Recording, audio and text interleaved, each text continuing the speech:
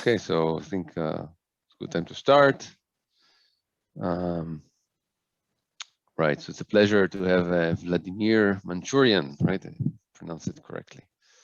So Vladimir did many great things in the field of superconducting circuits. He was he's a junior fellow at Harvard and received several prizes, Sloan and even Google Faculty Research Award. And today he's going to tell us about some very interesting physics that you get in Josephson junction arrays. So Vlad, thanks for agreeing to give a seminar. Looking forward to hearing about this. Thanks, Nathaniel. Thanks, for inviting me. Happy to give this remote talk. I was actually going to visit Israel for almost last 4 consecutive years, and this year I thought, okay, we're going to do it, and then there was this COVID, and okay, one more delay. So hopefully my BSF grant will keep will keep running, and I'll get a chance to visit eventually. So I'm taking advantage and acknowledging especially the U.S.-Israel Binational Science Foundation for actually funding some part of what I'm going to talk about. And before I begin, let me acknowledge, first of all, my students, Nick Rabon, Raymond C. and Nitish Mehta, who worked on these projects, and postdoctoral researcher Roman Kuzmin, who has really been my right and left hand in these projects. And I also like to thank 3 collaborators. So Leonid Glazman, Moshe Goldstein, who is actually here. I didn't realize he's going to come, but good. And Manuel Joseph from Grenoble. So I had a lot of great conversations with all of them, and actually some of the work is actually written in co-authorship with them.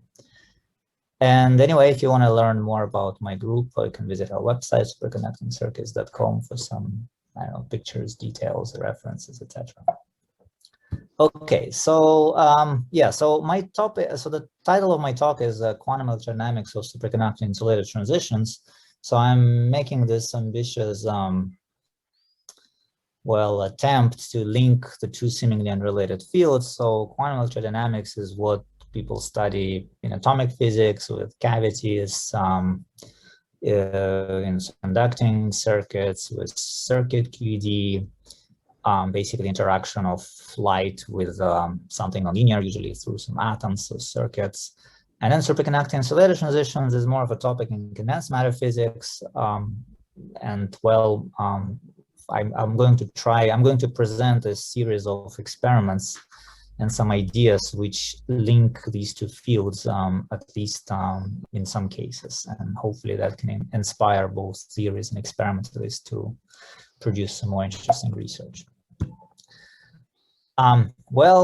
Just as a kind of introduction, more general introduction, we probably all know that superconductivity is destroyed in thin films and wires.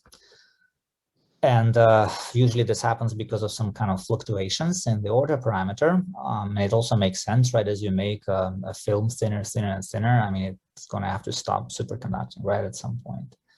In the theoretical picture, this is usually described in the context of quantum phase transitions. So in particular, there's usually some parameter P. For example, it could be a film thickness, where when this thickness is maybe 1 over the thickness. So basically, when this thickness is large enough, you're going to get superconducting order, and when it's too thin, you're going to get a disorder state, meaning that and that would be an insulating state.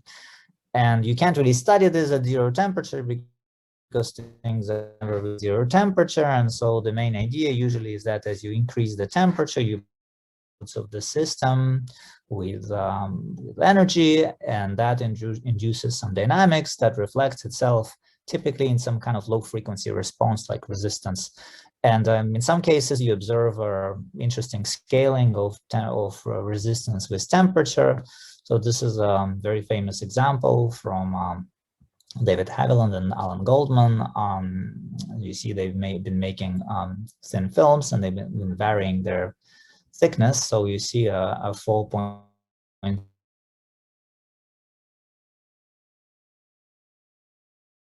converging as you reduce the temperature, because 74 angstrom film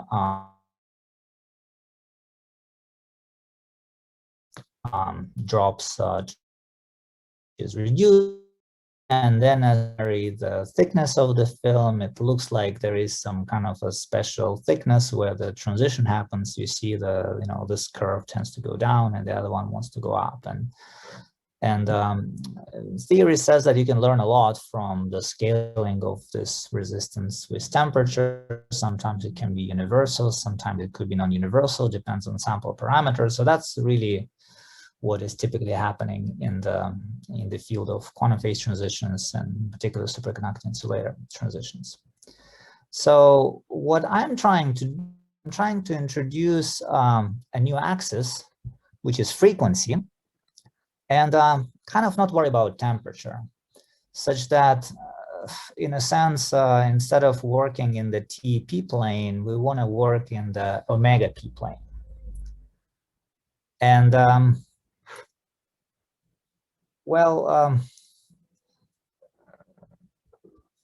the idea is being that you want to study sort of high frequency response of an object that is undergoing a phase transition between superconducting and insulating order. Now, let me try to link quantum electrodynamics and SI transition physics in a very kind of primitive manner. So let's imagine a superconductor. It doesn't really matter whether it's a wire or a film. So just think of and also think of the x-axis as either position or time. Also doesn't matter. So the order parameter is characterized by amplitude and phase, phi. So we're going to be mostly wondering about the phase. We can represent it as an arrow.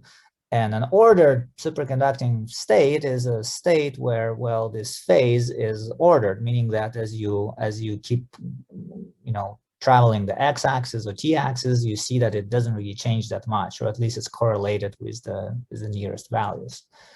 And by contrast, the disordered state is where this kind of phase points randomly at neighboring directions, again both in time and phase, and that corresponds to an insulator. So the key point to remember is that the gradient of this phase in space is current, and in time is voltage. And so, which means that whenever superconducting order fluctuates, there are currents and voltages created in your superconducting object, or object undergoing SI transition. And so you may be wondering about the dynamics of the corresponding electromagnetic excitations that are created by the fluctuations of the order parameter. And the study of these electromagnetic excitations would be some kind of quantum electrodynamics. And so that's really what I'm going to be the focus of my talk.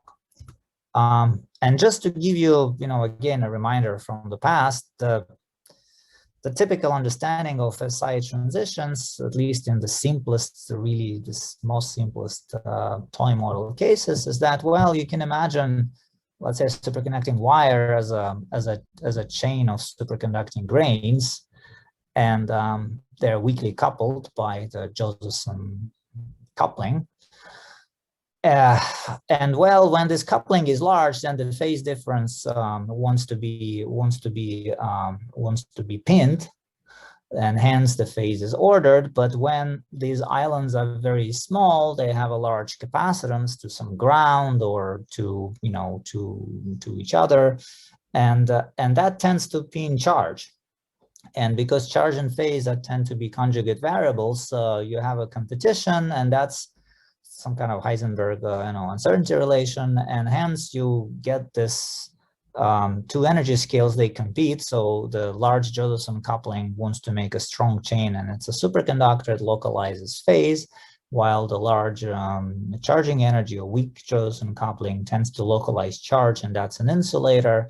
It's very similar to Mott superfluid transition, also happens in cold atoms. So that's the very, the most basic case of SI transition physics.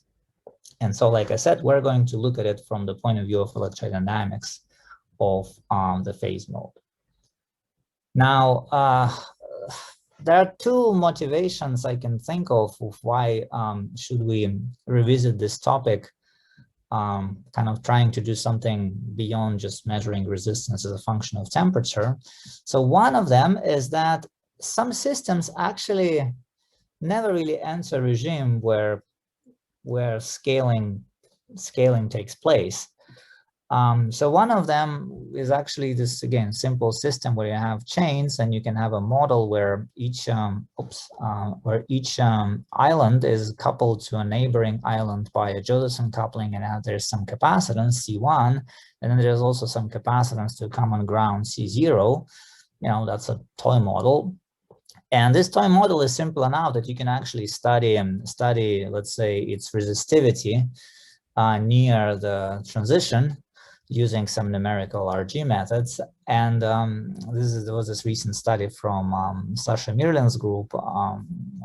And so what they found, I find it quite amusing. So basically, you see that there's a four curve: black, red, green, and blue. So the black trace corresponds to to superconducting phase, and then green and blue correspond to insulating phases, and red is sort of right at the transition.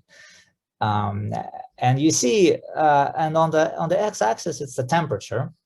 And one essentially corresponds to some kind of UV, high energy limit. In this particular case, it could be just a transition of just regular transition, superconducting transition of each island. And so the main point is that you need to cool it down to like 10⁻⁶ of the critical temperature. Like if you're building this chain out of aluminum and it has a critical temperature of 1 Kelvin, in order to really see a difference between superconducting and insulating resistance response, you may have to cool it down to a temperature of 10⁻⁶ Kelvin, which is clearly unfeasible. And that kind of raises a good question. Well, okay, so what else can I do to study, the dynamics of transition in this chain? Because obviously this kind of scaling measurements that they can predict is just out of the question.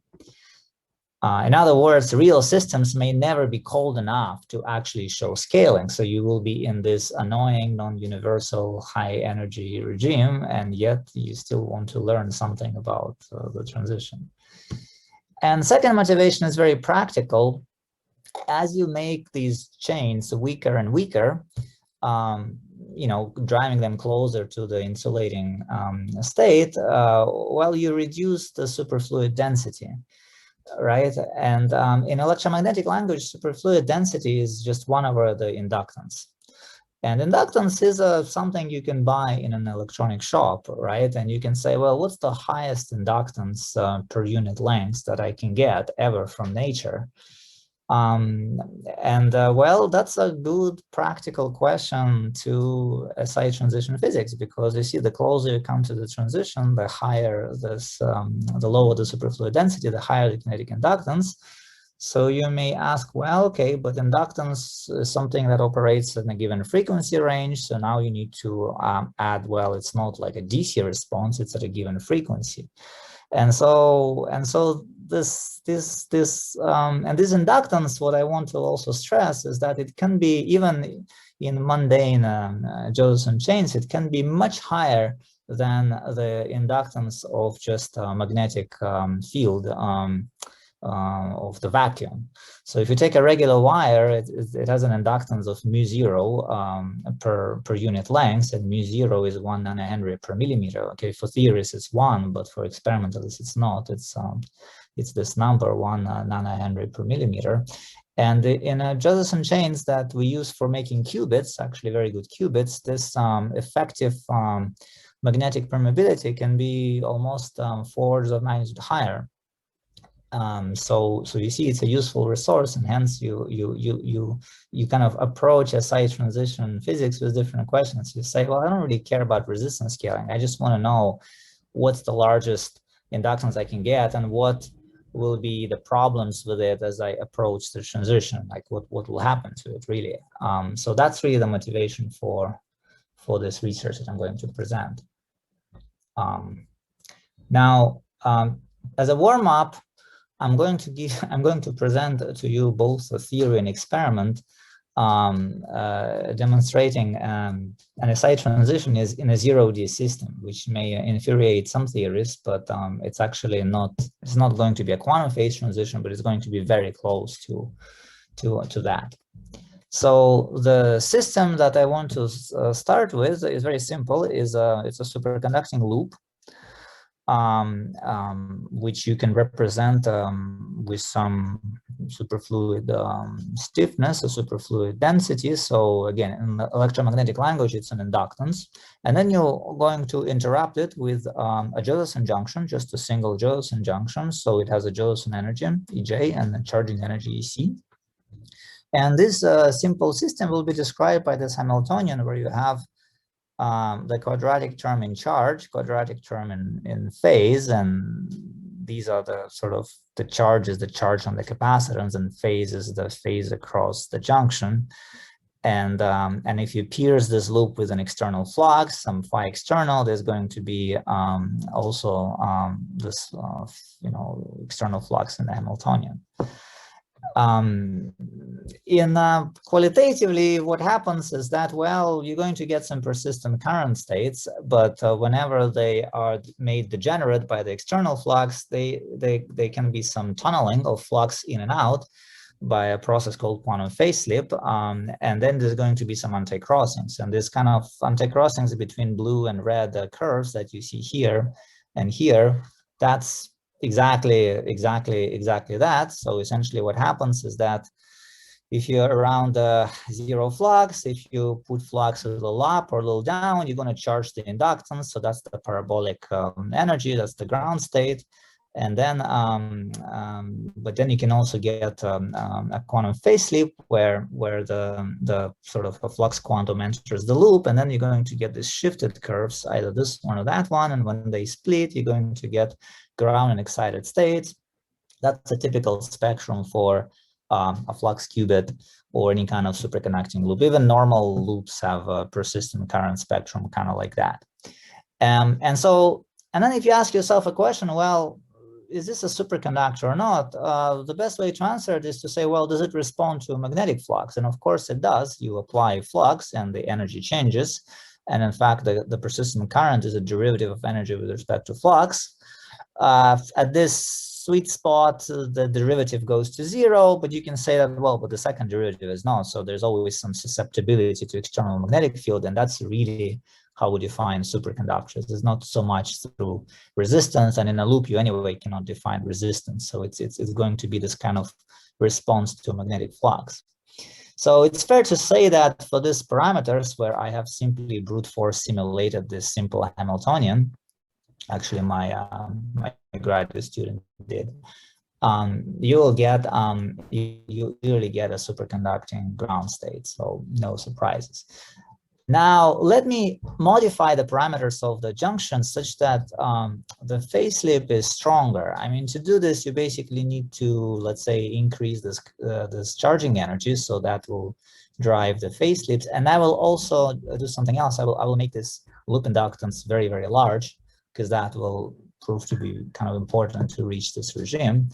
And so, and let's see what happens. And again, I don't need to think hard. I can just simulate it.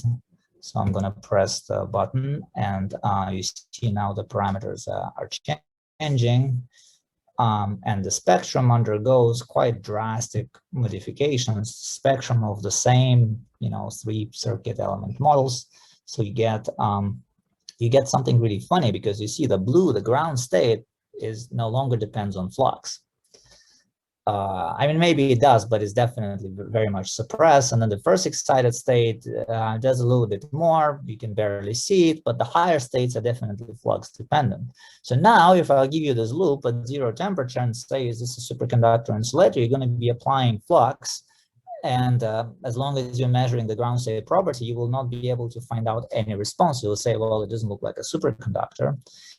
While a quantum physicist can say, well, let me apply a Rabi pulse between state 0 and state 1, 2, 3, 4.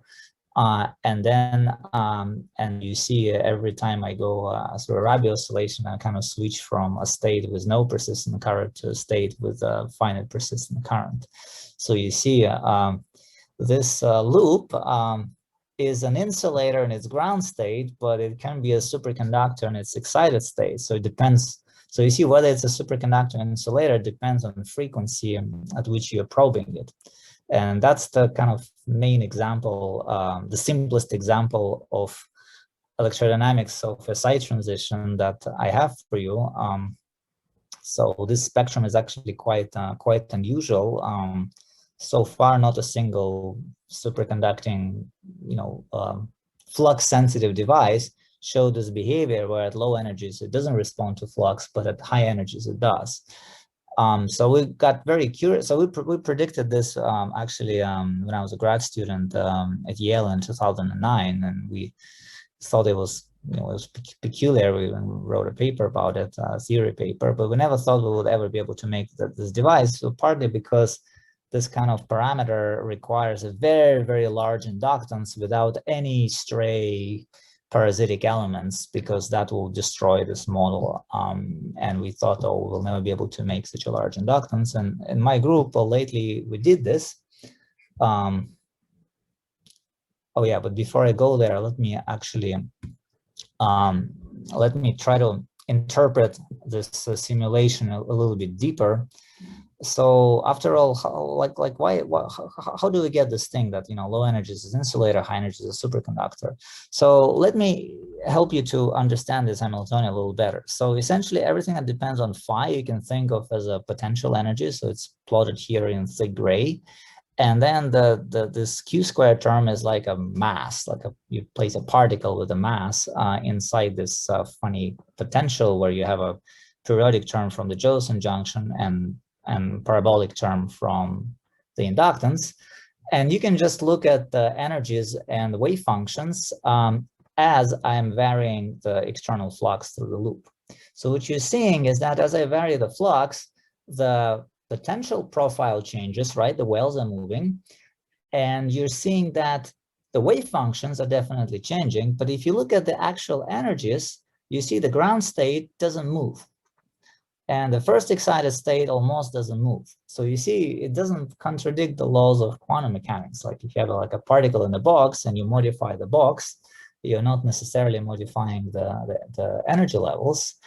And if you look at the higher states, you see at the magenta one, which is moving up and down, here the wave function is such that it's basically localized in one well, and then it kind of tunnels into the other well, the symmetric one. While if you look at the ground state, you see that the wave function is constantly spread over more than two wells. So that's the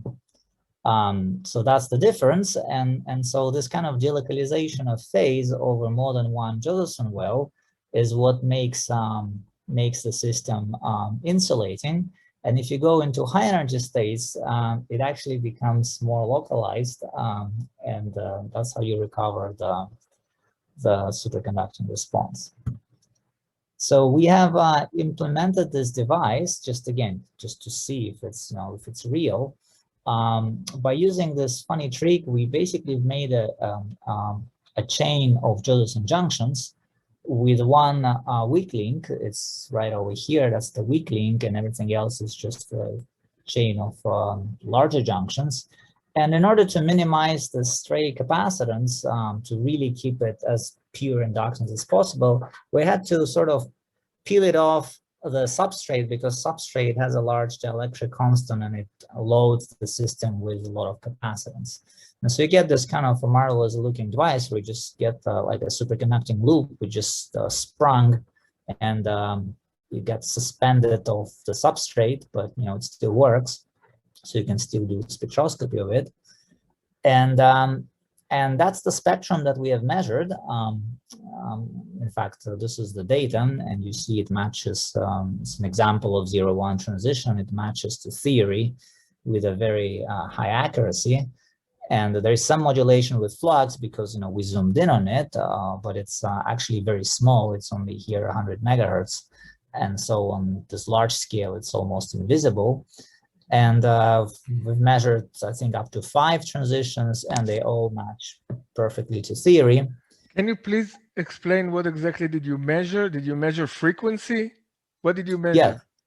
You measure the spectrum. You measure the spectrum. So you see, you measure, so you excite, so you basically have this device, right? And your job is to measure, it's a quantum device. It has, it's like an atom. So it has discrete energy states. And what you do spectroscopy. So you apply some radiation and you look for some signal, and when you see a peak, you interpret it as exciting a transition between some states. And I'm not showing, yeah.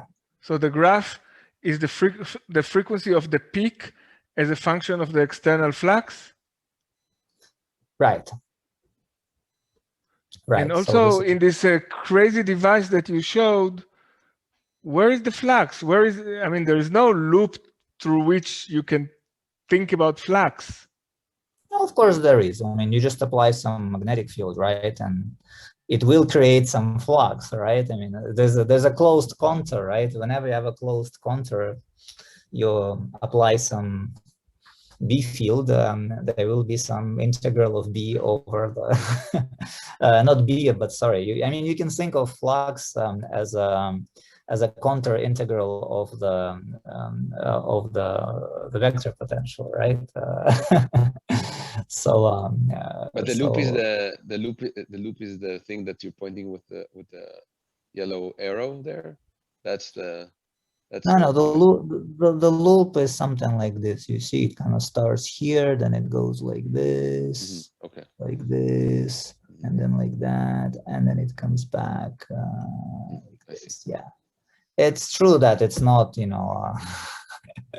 looks like, imagine you take a loop, right? You just made it out of paper, and then you just roll it like a cigarette, right? I mean, it's still going to be a closed loop, so you can still apply a flux through it, but I agree, it's a little bit. It might become. You didn't want it planar, so it doesn't kind of lie down on the substrate. Is that right? Yeah. So when it lies on a substrate, so pretty much all substrates, they have large dielectric constant, and they introduce a lot of capacitive coupling between different parts of the loop, and that destroys this simple model. Where it's essential that there's just a junction and it's short-circuited by a perfect inductance. So this turned out to be the trick to do this. You reduce capacitance by a few times, or maybe almost by a factor of 10 actually, but that's enough to reach this regime where the stray capacitance is not important, and you get this model. I'm going to tell actually for the rest of my talk what happens if you have that capacitance. Actually, things are going to get a lot more interesting, but also a lot more complicated. So I'm starting with a simpler, conceptually simpler device, but it's harder to make it, but it's easier to study it. And so, yeah, I guess all I'm saying here is that you do recover the spectrum, so that the dashed lines is basically a theory which was in perfect agreement with the data. I'm not showing you all the data just because it's going to take a lot of space, but it's published. You can read it in this reference. And so this spectrum is real. So you see the ground state is doesn't depend on flux at all, and then the dependence is recovered quite rapidly as you go to excited states. So. And so now what I want to do is I want to illustrate it using a different language, which will hopefully help you to understand the nature of the insulating state a little bit more deeply. So the idea is that when phase tunnels across a small junction, it's called quantum phase slip or instanton. you can think of it as a particle in a periodic potential. So it's got to form a Bloch band. And this Bloch band is basically a bunch of energies, which, whose value is determined by some parameter. In crystal, it's a quasi-momentum, and in the circuit, it's actually a quasi-charge. And this quasi-charge is basically the charge that is injected into the junction from the external circuit. And in this case, it's this loop inductance. So, so you see, as a function of this quasi-charge, the energy of the junction is a kind of periodic now in charge, not in flux, not in phase. And because the derivative of this quasi-charge is current that flows in the inductance or in the loop, it looks like inductance now acts as a mass for the quasi-charge. You see in the previous picture, capacitance was acting as a mass for phase. Now inductance is acting as a mass for the quasi-charge. And when this inductance is large enough, the quasi-charge is localized inside the first Bloch band. And because the quasi-charge is localized, the system has to act as an insulator. It doesn't know about this vector potential of the magnetic field, which is why the state 0 and 1 are not dependent on external flux. And then as you go up, your energy is high, and you can no longer localize quasi-charge inside this Bloch band. And so you see, for the states that are above, you recover the flux dependence. And this can be described by a simple model, which is almost a quantum rotor, where you have a periodic energy now in Q, and then you have this term where M is what changes Q by 2e. So it's so you can think of M as a number of phase slips that took place in the loop. So and then Q is so basically each of the IM operators will shift Q by 2e, something like that. And there's a good analogy with the way you understand Josephson effects. So you see, if you take a Josephson junction, and you can think of it as some kind of nonlinear inductance, I draw it like this, and you shunt it by a very large capacitance, the capacitance doesn't like to have fluctuations of phase, because that's going to charge it and cause a lot of energy. So the phase, so basically shunting a Josephson junction by a large capacitance localizes phase, and then the oscillations of this phase in the Josephson potential is what makes a Transmon qubit, basically the workhorse qubit that everyone uses. And here, what happens, you have a loop interrupted by a junction, but if you view the junction as this kind of nonlinear capacitance, which is the kind of effective mass in the Bloch band, then when you shunt it by a large inductance, the large inductance wants to localize quasi-charge, and then the vibrations of this quasi-charge at the bottom of the now Bloch band is what causes these quantum states of this qubit, which, again, I stress, it doesn't look like a superconducting qubit because this transition, these lowest energy states do not respond to flux. At least they won't respond. Their response can be exponentially suppressed by increasing the L. So that's the nature. That's an example of how the same circuit, the same superconducting loop, can be both superconducting and insulating depending on the parameters. And when you try to look at it from the viewpoint of resistance, it wouldn't make any sense, I think. But when you do look at spectroscopy, it does. And moreover, you begin to realize that whether something superconducting or insulating can actually depend on frequency. And in fact, this device is an insulator for these parameters at the ground state and a superconducting excited states. So we nicknamed this qubit Blochnium. It's more appropriate to call it quasi-charge qubit because there's a phase qubit corresponds to vibrations of phase, and this one corresponds to vibrations of quasi-charge. It's a very new qubit. We haven't really studied it that much, but I decided to start my story with this just to kind of help you to digest the rest. Okay. Can you say again, what's intuitively, what's the connection between the localization of this quasi-charge and the fact that the system does not respond to flux? Well, you see, if quasi-charge is localized, it means that the phase is delocalized. So it, it doesn't really care if you add a little bit to it or not. I see. That's one way to think about it. I see. Right, that's a good question. Yeah, by the way. Okay, so now let's move on to 1D systems, where things are a little bit more tricky. So the system that we like to study is basically the same chain, but now it's glued to the chip, and it's very long, such that you can think of it as a one-dimensional object. And in fact, we typically fabricate two chains next to each other, so it looks like a telegraph. And if you ignore the kind of just treat these junctions linearly, it just looks like a real telegraph. So there is some inductance per unit length, which is the energy associated with the current that flows in the chain, and there's capacitance per unit length, which is the energy associated with electric field between the two, these two wires. There's some, and then there's a field phi that depends on x and t, and the gradient of this field is current, and the time derivative of this phase is electric field or voltage. I will remind you that if you make a regular telegraph, you will tend to get the speed of light equal to speed of light in vacuum, and maybe on this silicon chip. And then there's another combination, wave impedance, which is the ratio of so I mean, essentially, if you just use regular wires, then this little L tends to be equal to mu zero, and the little c tends to equal to epsilon zero. And so these two combinations, V and Z, they're, well, V, speed of light, but Z, sometimes, especially theorists, they think it's 1, but it's not 1, it's 377 ohms, and it's actually quite important in radio engineering. And so here, because it's not a regular wire, it's a Josephson chain, sort of with very low superconducting stiffness, low superfluid density, high inductance. The L is much larger, so the speed of light is much slower. And in fact, here it's around factor of 100 slower.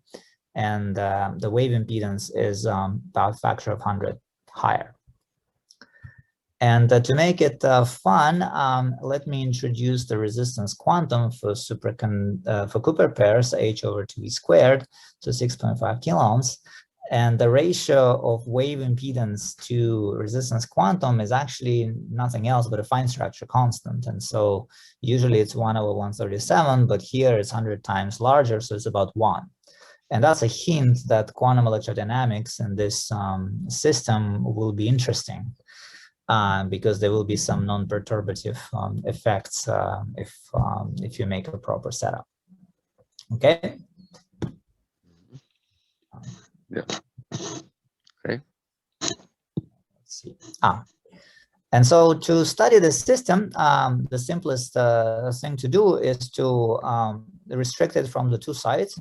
So here you put a short, just a wire, and on the other end you put a little antenna. So now you have slow photons in a box, right? There are two boundary conditions. There's a finite size system.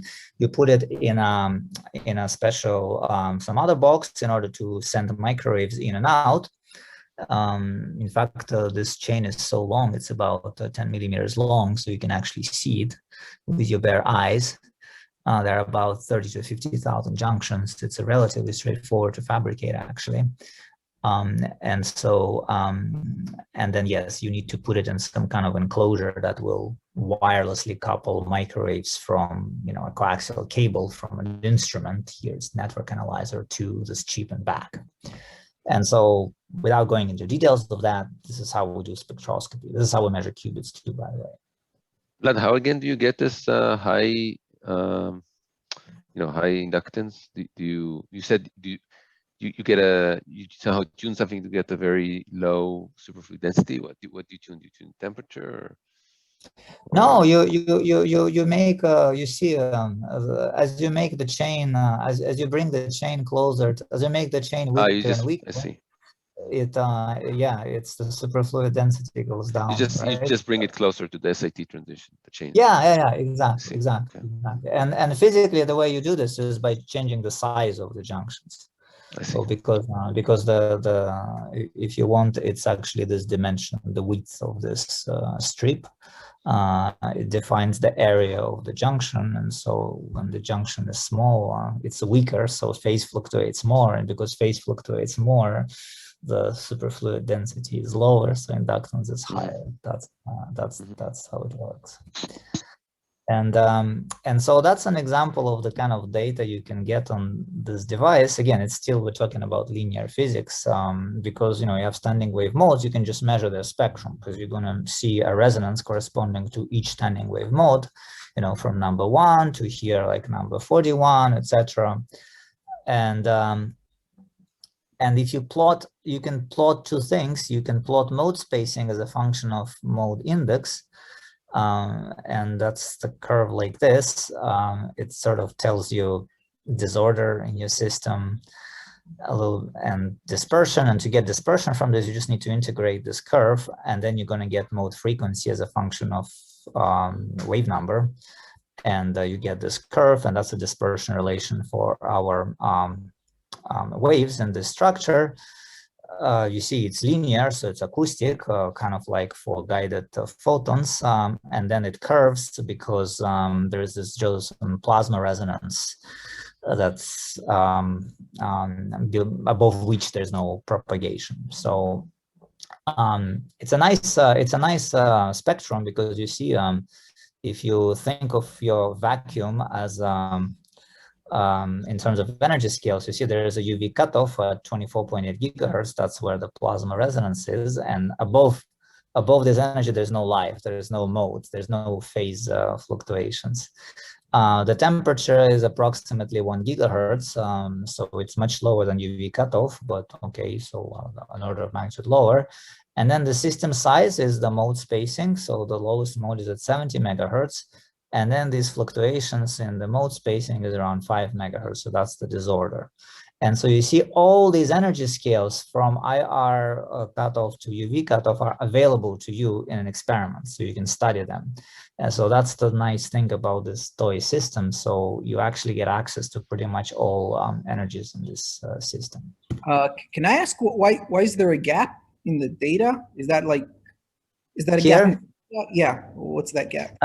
Yeah, it's a good question. So you see, this gap is because the way we couple microwaves from a cable to this chip, it's very hard to make the coupling broadband. And so in this gap, basically the coupling is very weak. So we can't really get a good spectroscopy data reliably. So we don't show it. It's not a gap. It's not a real energy gap. It's just a gap in your instrument, band. You just can't really do the measurement in this band. That's what it is. Okay. Yeah. And you can sort of see that it's not a physical gap, because there's no any kind of curving or anything. It's just like, looks like there's literally, I'm just not showing some points. Usually when you have a real propagation gap, you're going to get some curving of the, near the gap edges. But yeah, it's not a gap. Right. And so the simplest kind of interesting case now that you can come up with is you can introduce one weak impurity on the path of this propagating phase mode, and you can ask, well, how this phase mode is going to interact with a weak junction. And so to do this, we've introduced basically one weak junction at the very end of the transmission line. We've made it in the form of a squeeze such that you can tune it. And so now quantum phase slip can happen sort of at one spot of this kind of very long chain. And so the question is, what happens when a phase mode hits this boundary? So what's going to happen to it, right? You launch this phase mode excitation in the form of a one photon. It hits the boundary in the form of a weak junction, which can undergo a quantum phase slip. So what's going to happen? So it turns out that it's an extremely interesting situation because it's known as a boundary Sine-Gordon quantum impurity model. Essentially, it's a model for for two-dimensional quantum field theory, where you have a free field everywhere outside a boundary. So there's a boundary at x equals to 0. So the second dimension is time. And so for x here bigger than 0, essentially you have a free field, which is this, and the spectrum of that field I just showed you, it's almost linear photon, and there's a little bit of dispersion. That's okay. It only modifies things at high energies, and usually high energies are not important. So that's what it does. And then this boundary, you see, it introduces a term cos phi of x equals 0, where phi was this field. Like on one hand, it's a phase difference. On the other hand, it's the electromagnetic field. And then there's also a charging energy associated with the capacitances of this small junction. So that's phi dot squared. And so aside from this plasma edge and the capacitance, it's a boundary Sine-Gordon model, and it has a critical point exactly at alpha equals 1, where alpha is my fine structure constant that I introduced earlier. So there's got to be something interesting happening with this model. And again, what we're looking for, well, what's the fate of what's the interaction of this photon with this boundary? So what can possibly this boundary do to that, to a photon? And this is really our work, our recent work with. Which regime are you think about the regime where EJ? I mean, for this extra junction, EJ is small. Actually, it doesn't matter. But we're thinking, I mean, when EJ is very large, then it's not very exciting, because what's going to happen is that pin then you're going to pin the phase, and then you're not going to get any tunneling. So it's not that interesting. But provided that EJ is not crazy large, then provided that there is some phase tunneling here, then we expect to see something interesting. And again, this model has been studied actually as far back in '84 by Schmidt and Bulgadaev. And essentially the physics of this is that tunneling of phase is linked to quantum fluctuations inside this waveguide. And so they damp the phase at the boundary. And the idea is that depending on whether alpha is bigger than 1 or smaller than 1, the phase will be localized or delocalized because of this dissipation. And it doesn't depend on EJ and EC. No, it doesn't depend. That was the funny thing about these works, that it doesn't really depend on EJ and EC, that the critical point was just defined by the properties of the waveguide, basically by how much damping this alpha can be interpreted as how much damping the phase variable sees, which is actually quite counterintuitive if you think about it, because you would imagine that, well, if EJ is very large, then phase is localized, right? But the way this physics works is that critical point is necessarily a physics of very, very low energies. And as you go to very, very low energies, you will get this tunneling again. It's weak, but you're looking at even smaller energies. And because of that, the parameter that defines the critical point is 1. But actually, you're asking a good question, because, well, it's more interesting to look at things at not such a crazy low energies, just for practical considerations. And then the parameters become important. Right. And so what we found, and that's really new, I don't think this has been, actually Moshe studied this in the context of other models for a while, but at least experimentally, this is kind of a new thing. So what we found is that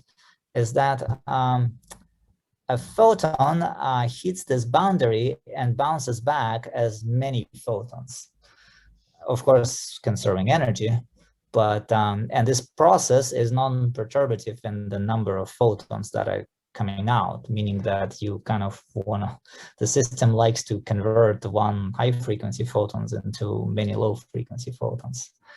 And the mathematics of it is not so easy to explain, but my block band picture is quite helpful. So basically what happens is that this tunneling of phase makes let's say the first excited level, it spreads it into a block band, and as a result, the energy of that level depends on that quasi-charge that I introduced earlier. And now the quasi-charge is basically the charge field at the boundary. It's literally the integral of current that is entering, into the boundary. And it turns out that this kind of nonlinearity, the cosine of that Q, is very efficient at splitting photon into many photons. So the way Moshe teaches me to think about it, if I get it right, is that the process is like this incoming photon, it induces an instanton, and the instanton decays into many more photons, sort of the high energy language, high energy physics language. And this has no semi-classical analogs. So it's just, there's no other way, you cannot describe this using some kind of mean field approach with some quartic cubic nonlinearities. A little bit more involved explanation is this. So it's a crazy slide, but let me try to walk you through this. So basically, if you consider the discrete spectrum of modes in our system, it looks like this. So basically, this is, I showed the spectrum before, but I'm showing some weights. And these weights are related to the way the boundary charge is decomposed over the normal modes. And you can see that the boundary charge has the biggest weight in the lower frequency modes, and also in the modes that correspond to the resonance of this small junction. And so then you can say, well, suppose I take a mode number 47 and I try to break it into 3 photons. How many options do I get for that? And here we showed a number of options in blue. So you see these lines, they basically show which modes you use to compose a photon number 47, such that its energy falls into some small window of the energy of 47. And actually there's quite a lot of blue ones. And then you can ask, well, what if I split it into 5? And then you see there's actually a lot, even more options now to get a 5 photon process. And the mathematics of it is like this. So basically you have the standing wave modes with a quadratic spectrum, AK dagger AK. So that's what that's what you see in spectroscopy. And then the instanton adds the term cosine Q, where Q is this linear combination of A's with a weight Fk. So you can imagine that if you consider some kind of multi-photon process, the dominant ones would be the ones where all F's are close to 1, or at least not much smaller than 1. And you see in this plot, so low frequency modes have F close to 1, and then the resonant mode have F's close to 1. So as a result, you get decay channels like this. The photon number 47 splits into photon number 46, and let's say 2 photons at number 1, or number 45 and 4 photons at number 1, etc. And it turns out that the second process is not suppressed compared to the first one. In fact, it could be that even the next one with the 6 photons will be even more enhanced than the first one. So you get this kind of decay that is non-perturbative in the number of particles that are being produced. So that's sort of the mathematics of it. And yeah, so I guess if you have questions about it, I can can I ask a question? Can you repeat how you measure Fi? So here Fi is not measured, it's actually calculated, and the way it's calculated is actually quite simple. Basically, this F is just a boundary charge in linear approximation. So what you do is you have some resonance here, which is this resonance, and you just hybridize it with all the modes, and you find that that the charge that at the boundary is just decomposed over the normal modes, and you find the coefficient. It's a theoretical calculation, but we know the device parameters. So the Fs are not measured. I'll tell you what is measured. So what is measured is the line width of these modes. So you see, I showed you spectroscopy where you measure the resonance frequency, but you can also measure the line width. And in fact, you can also measure the phase shift. So you see, when a photon bounces off the impurity, it acquires some elastic phase shift, and it also has a probability to decay. So as a result, the standing wave mode acquires a line width. Is this And like so, self-care effect? I'm sorry? Is this like a self-care effect? Like a self-nonlinearity of the mode itself, or? Well, self-care effect cannot is very inefficient at splitting the photon. It can, but it's so it's not self-care effect, but it is like self-care effect in the sense that when a photon has to interact with something nonlinear, yes, it can down convert, right? So the non-trivial part is what kind of nonlinearity can down convert a single photon with a nearly unit probability, and it turns out that this this model can. That's So it's a little bit like a cross curve with the impurity, maybe. Can I think of it that way, as like a cross curve with the impurity? well, yes, you can. Yes, impurity. Yeah, the source that couples the modes. You're right. It's exactly, yeah. It's is created by the impurity. Yes, you can think of it as a cross-care by the impurity. It's just that the effect is different. So normally cross-care just introduces shifts. It basically says that if you populate mode number 40, whatever, 40, there's going to be a shift in number 47, etc., etc.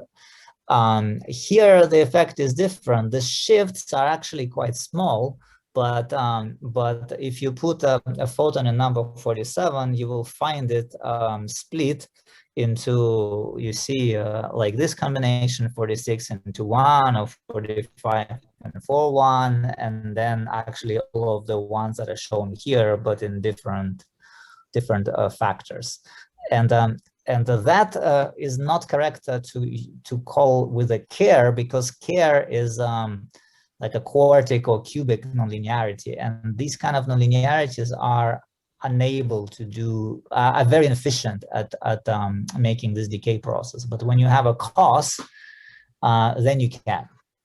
So, and you see cos is kind of non-perturbative compared to cubic and quartic. Like you cannot expand this cos to fourth order and leave it there. You really have to take into account all orders, which is what kind of enhances the probability for the decay, makes it observable. Okay. Yeah, that clears it up. Thanks. Right. Yeah, I mean, it's a really unusual effect. It hasn't really been kind of seen in our systems, again, because you need a very special nonlinearity. And so again, the Posh language is that a photon must create instanton, and that one will decay into more photons. And care is not an instanton, so you need an instanton for this to happen. And so, yeah, so my time is kind of running out. So I'm going to just briefly say that we can measure, because it's a Fabry-Perot spectrum, you can measure both the phase shift and the line width, and you can subtract the background loss, because there's always just some damping, because these materials are imperfect. And there's a very clear effect that with weaker impurity junctions, this line width gets very pronounced. It can be orders of magnitude above the background, and it has a frequency dependence, and we can actually explain it all using a rather simple theory. What do you mean by weaker impurity? Weaker impurity means that the phase slip rate is higher, so the Josephson energy is smaller. Smaller, okay. Yeah. You see, what happens is that the phase shift is broader in frequency, meaning that this impurity kind of couples to progressively more higher frequency modes.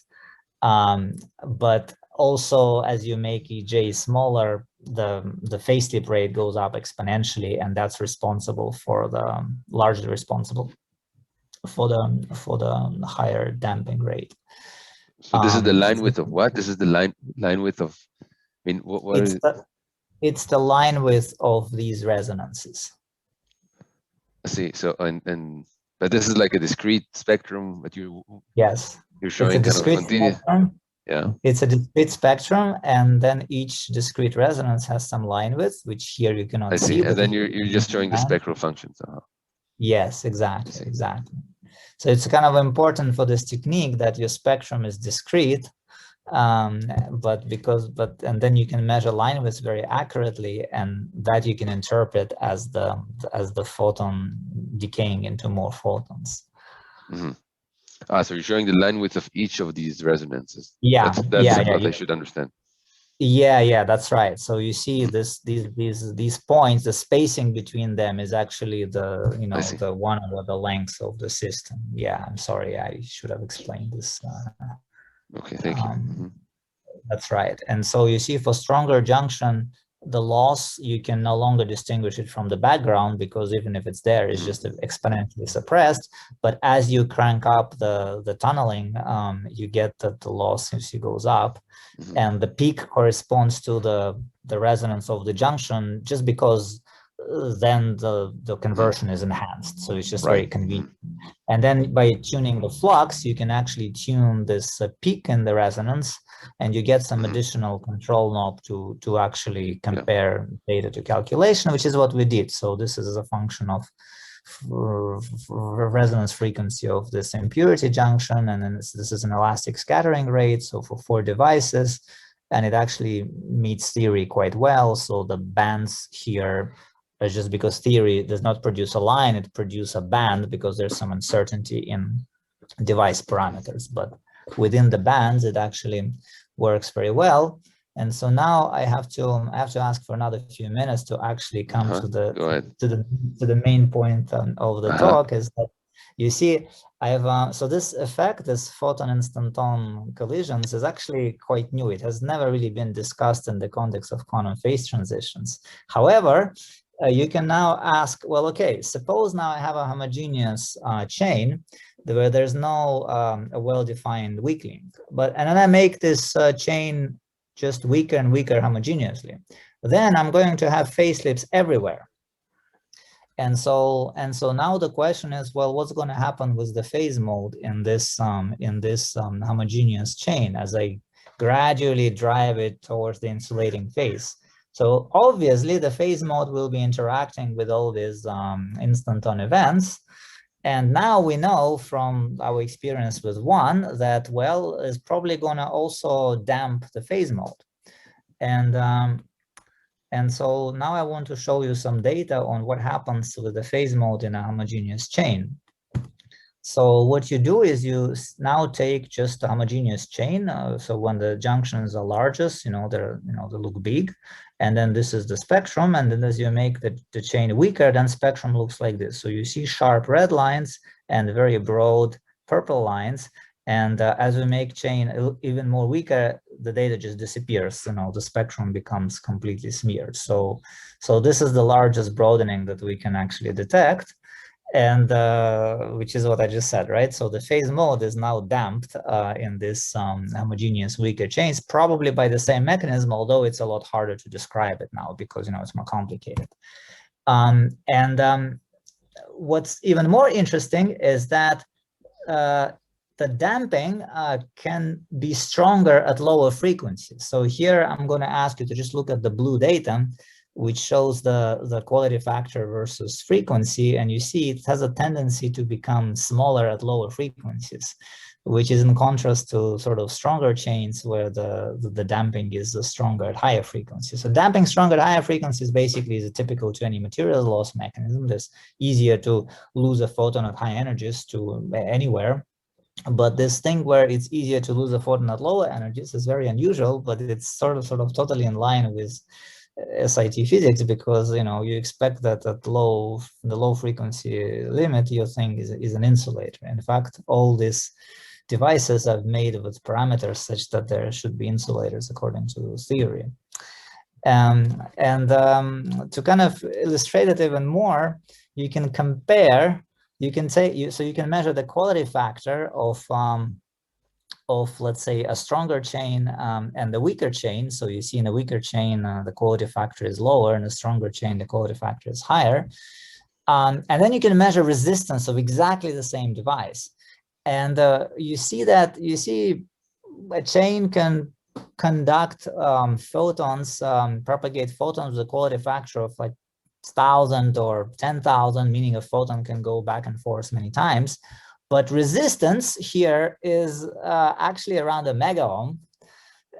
Now, a megaohm by itself cannot really distinguish a superconductor from an insulator, but in general, having a megaohm resistance doesn't seem to correlate very well with the superconducting state. So you can imagine a USB cable that perfectly conducts your communication at 5 gigahertz.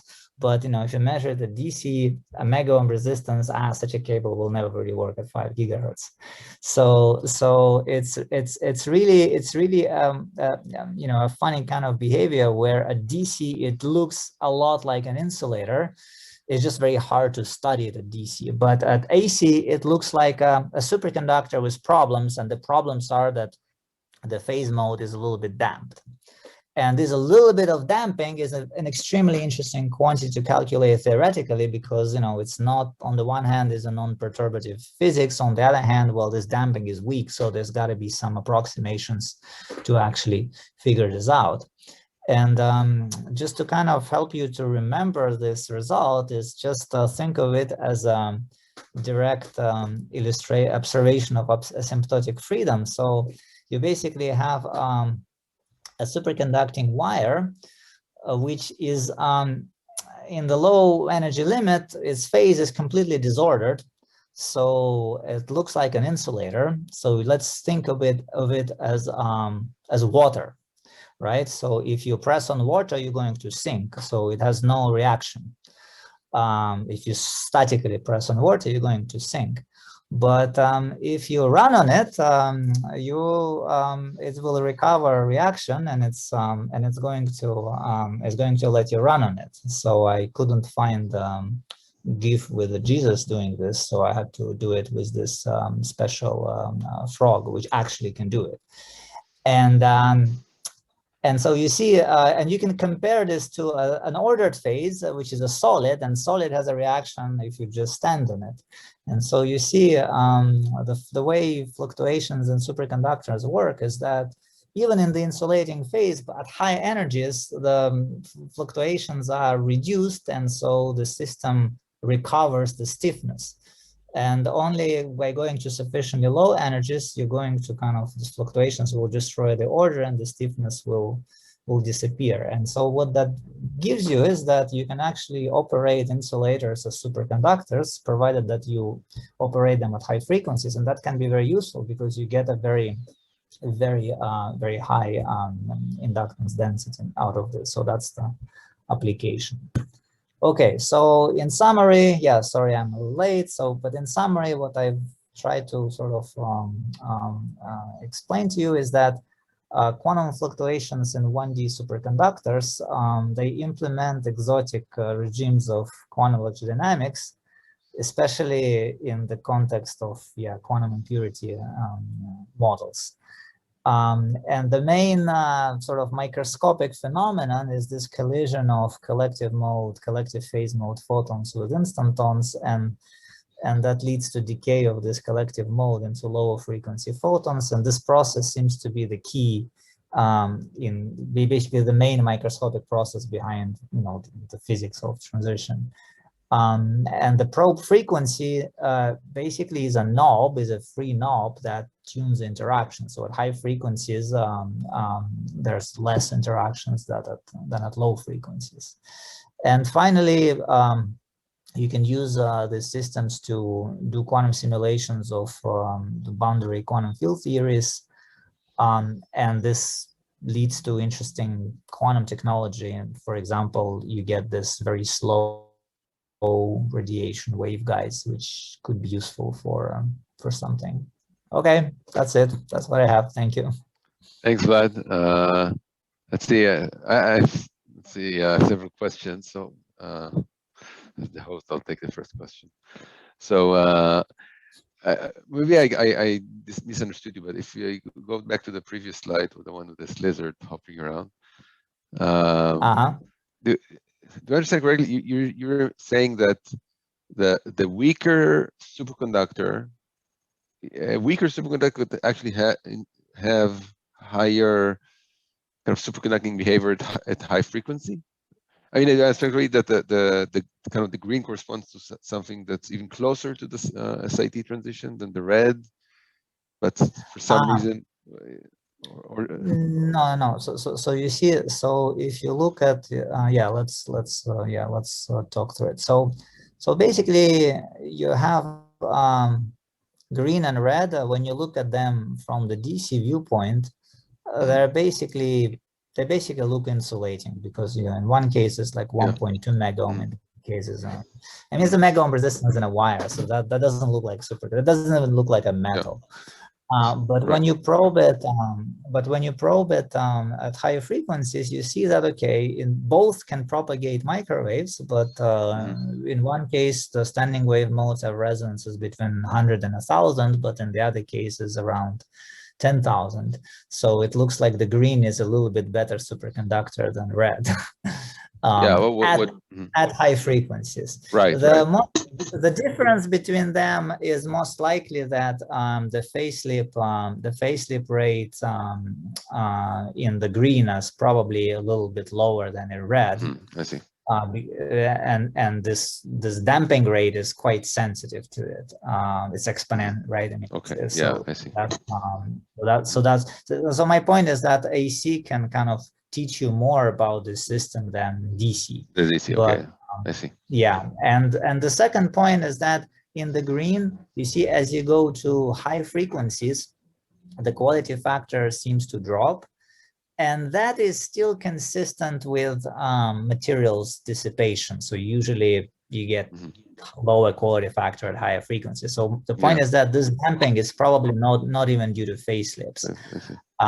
There is some damping to phase slips, but it's just not large enough to overcome the boring one materials. But in it looks like it's more like going down in frequency, and it's also much lower, and that's definitely phase slips. So that's what I wanted to say. Okay, that thanks. That explains it. So maybe also going even more back. I mean, how maybe I lost the connection between, you're telling us about this boundary boundary CFT and the way I can convert basically photons to kind of cascade of photons, but I just don't see the link between the this and for example this. So how do you see the link between those two things? Basically between the fact that you have phase slips. Okay, the boundary CFT is just an example of a situation where you have phase slips, but how do you conclude from that you can still at AC, even in the insulator, see good quality factors? Like, how do you draw the line between this and the conclusion you reach to at the end? Well, okay. So the point with boundary CFTs is that QFTs is that you see the only thing, like if you interpret boundary QFT as some kind of photon scattering problem, you see both boundaries just scatter photon with a phase shift, and that's all there is to it, and that you can describe with some effective quadratic action. So nothing interesting happens in your model. And so the only interesting thing that a boundary can do is to actually split your photons. And that's precisely what happens here. And I guess what I'm trying to say is that this inelastic photon scattering isn't necessarily the kind of hallmark of some critical behavior in this boundary QFT models, because if there's no critical behavior, your boundary will just kind of bounce the photon, and that's all there is to it. So now, how does this relate to this superconducting behavior in insulators at high frequencies? Well, it's just that in the case of quantum phase slips, just the way this quantum phase slips work is that the photon phase slip interaction is suppressed at higher frequencies compared to lower frequencies. And so your boundary basically just bounces photons elastically at high frequencies, but splits them at low frequencies. So, and you can view it as nothing else, but that's what I think I said, as an illustration of how renormalization group for instantons work, right? There, in the high energy limit, everything is free, nothing interacts. So even an insulator looks ordered. And so if you can probe it, then you will not find an insulator, you'll find a superconductor. So we probe it at high frequencies for this model, because 7 gigahertz is not very far from UV cutoff of this model. And indeed, you see that even an insulator can act as a superconductor. But there is a little bit of some interaction is still present, and that's what damps the photons. Oh, that's what I meant. Thank you. Okay, so sorry for hijacking the question, Peter. So there are other questions? Yeah, I have a quick question. If you can go up a few slides, more. Where you're showing the dispersion relation for the chain. Yeah, here, this side. So can you explain again where you get what parameter in the chain sets the UV cutoff, the 25 gigahertz? Right, so I think I need to go, yeah, I didn't put it on a slide. So you see, so this model doesn't have a UV cutoff, right? Because it's just going to have a linear dispersion. But because each junction is shunted by its oxide capacitance, so you need to draw a capacitance across this this inductance. And so you see above, and so that forms a resonance, right, between the junctions inductance and that the same junctions capacitance, called the plasma resonance. Above this plasma acts more like a capacitance, and so then you don't have propagation. Okay, so it's the self-capacitance of the Josephson junction, basically. Yes, correct. Thanks. Correct. Okay. That was the question. That was a simple one. Are there other questions? Okay, I have another one. Nobody's asking. So one other thing. So where was it important that you used high inductance in your chain for your kind of final conclusion about the?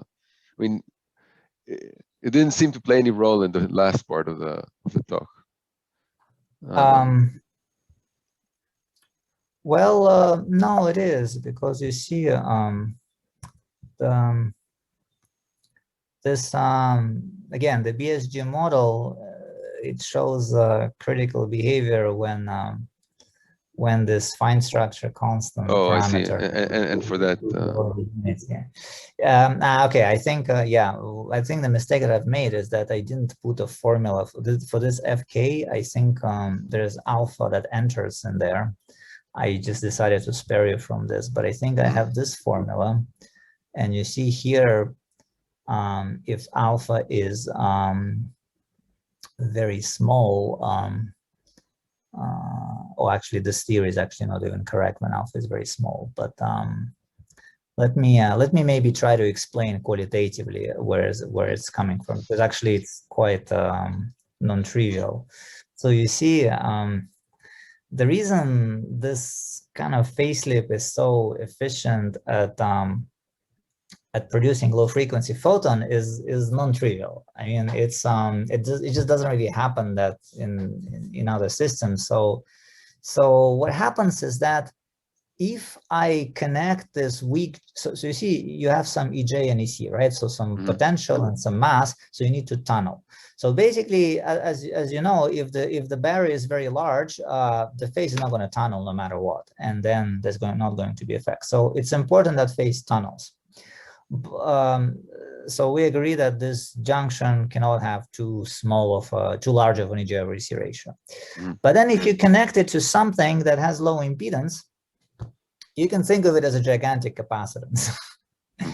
And that will kind of load the mass. So when phase tries to tunnel, it will create too much sort of electric field here, and that will prevent the tunneling. So it's important that that this line has a sufficiently high impedance, because when inductance is large, then you cannot approximate as a capacitance. And in fact, this Schmidt-Bulgadev transition was all about that. I mean, essentially, they said that when the impedance is high enough, which means that alpha is 1 in their study, then the phase can tunnel, and then it will be localized. So that's I think the hand-waving explanation of why impedance has to be high. So you think this effect of seeing somehow an insulator at low energies, low DC insulate, something that looks like an insulated DC, but superconductor at AC is something that you would need a system with a high inductance. It would appear in a system with a high inductance.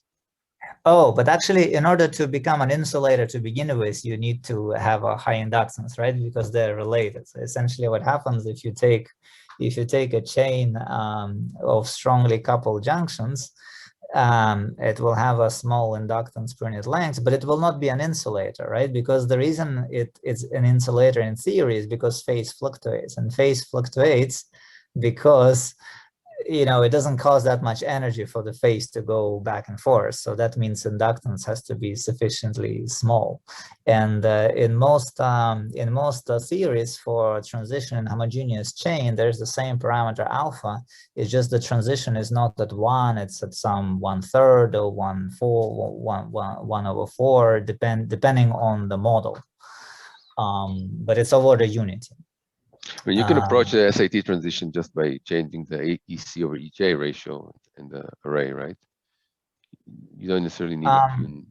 Yeah, but that's how we tune alpha, right? We basically change EJ. That's the easiest way you just change the size of the junctions, and that changes alpha. So you measure alpha from the propagation of the modes, so that's how you know what it is, and then you see what happens.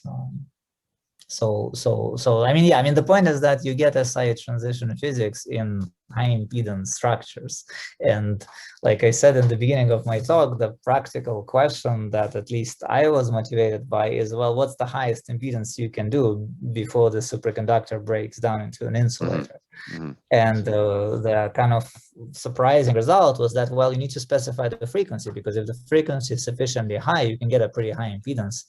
And the system can actually formally be in the insulating state, but it would still work for you. Yeah, that's what it is. I see. Okay.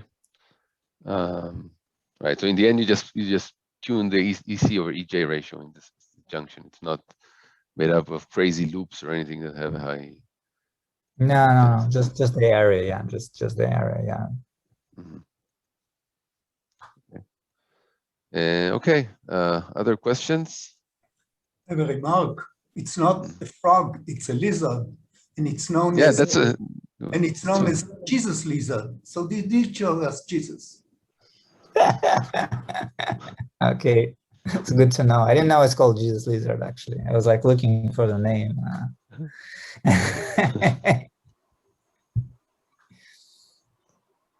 Okay, guys. Yeah, if there are no other questions, I think we'll thank Vlad for this wonderful talk. Goodbye, Vlad. Keeping him for an hour and a half. Thank you. Bye. Thanks a lot.